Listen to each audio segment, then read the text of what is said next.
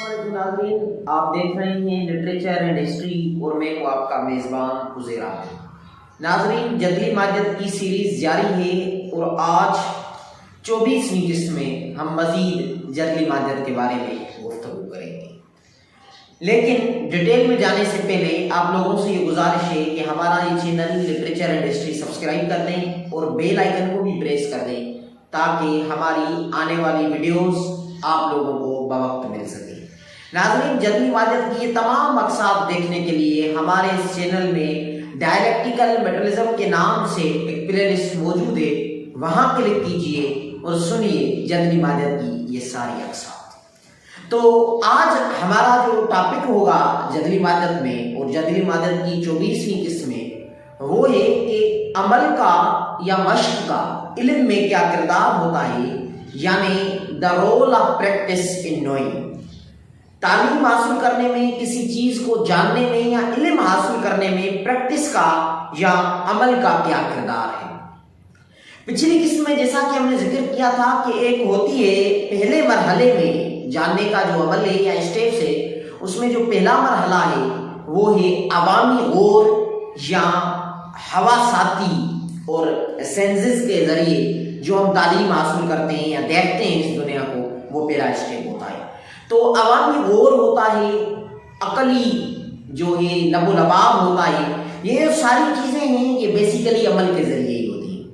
ہم جب مختلف عمل کرتے ہیں اور مختلف عوامل کرتے ہیں تو ہم دیکھتے ہیں، سنتے ہیں، محسوس کرتے ہیں اور سونگتے ہیں، یعنی ہم پانچوں حواسات کو یوز کرتے ہیں، تو اس وجہ سے ہی ہم اس دنیا کو سمجھتے ہیں۔ اور جو عقلی جاننا ہے یعنی چیزوں کو کمپیئر کرنا ہے، وہ بھی ہم اس وجہ سے کر سکتے ہیں کیونکہ ہم عمل کرتے رہتے ہیں۔ یعنی جتنا بھی انسان کا علم ہے اور جو علم کتابوں میں موجود ہے وہ پہلے مرحلے میں اس سماج میں موجود ہے اور فطرت میں موجود ہے، وہاں سے مختلف فلاسفرز، سائنٹسٹ، شعراء، ادیب اور دوسرے عالم قسم کے جو انسان ہیں وہ سماج اور فطرت میں سے چیزوں کو لیتے ہیں، وہاں سے مختلف تجربات کرتے ہیں اور ان پر اپنے ہی دماغی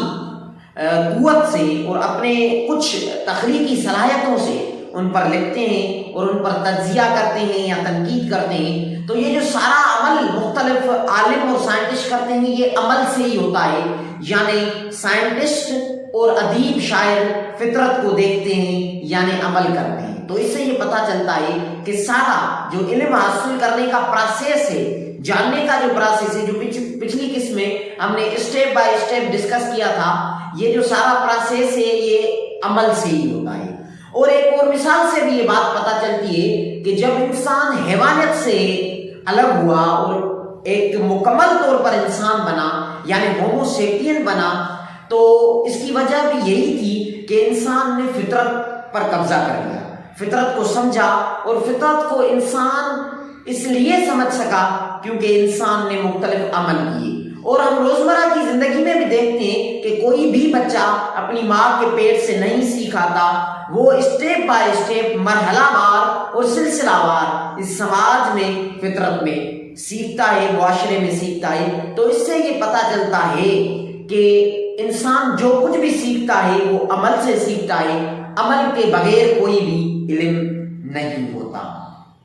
اور جب ہم سائنس کی بات کرتے ہیں اور سائنس کی تاریخ دیکھتے ہیں تو اس سے بھی یہ بڑے واضح مثال ہمارے لیے موجود ہیں، جیسا کہ کیمسٹری کا مثال ہے۔ کیمسٹری کا جنم کیسے ہوا؟ مختلف قسم کے سائنٹسٹ ہیں، انہوں نے یہ کوشش کی کہ گولڈ کو، ہر ایلیمنٹ کو گولڈ میں چینج کر لیا جائے اور کوئی ایسی دوائی بنائی جائے جس سے جو انسان کو موت سے بچا سکے۔ تو مختلف جو کیمسٹ تھے یا سائنسدان تھے انہوں نے کوششیں کی کہ ایسی دوائی بنائی جائے جس سے جو انسان کو پلائی جائے تو انسان تا حیات جیرا رہے اور وہ نہ مرے۔ اور جو دوسری کوشش تھی ان لوگوں کی وہ یہ تھی کہ جو سارے ایلیمنٹ ہیں جیسے سلور ہے، آئرن ہے اور ایلومینیم ہے، کاپر ہے، ان سارے ایلیمنٹس کو گولڈ میں چینج کر دیا جائے۔ تو ان پر تجربات ہوئے لیکن یہ دونوں کام نہ ہو سکے، لیکن کیمسٹری میں بہت بڑی اور ترقیاں ہوئی اور اس علم کا آغاز ہوا۔ تو اس سے پتہ چلتا ہے کہ مختلف عمل کرنے سے انسان مختلف علم سیکھتا ہے۔ تو جدلی مادت کا بھی یہی کہنا ہے کہ عمل سے اور مشق سے سماجی معنوں میں اور انقلاب کی معنی میں اور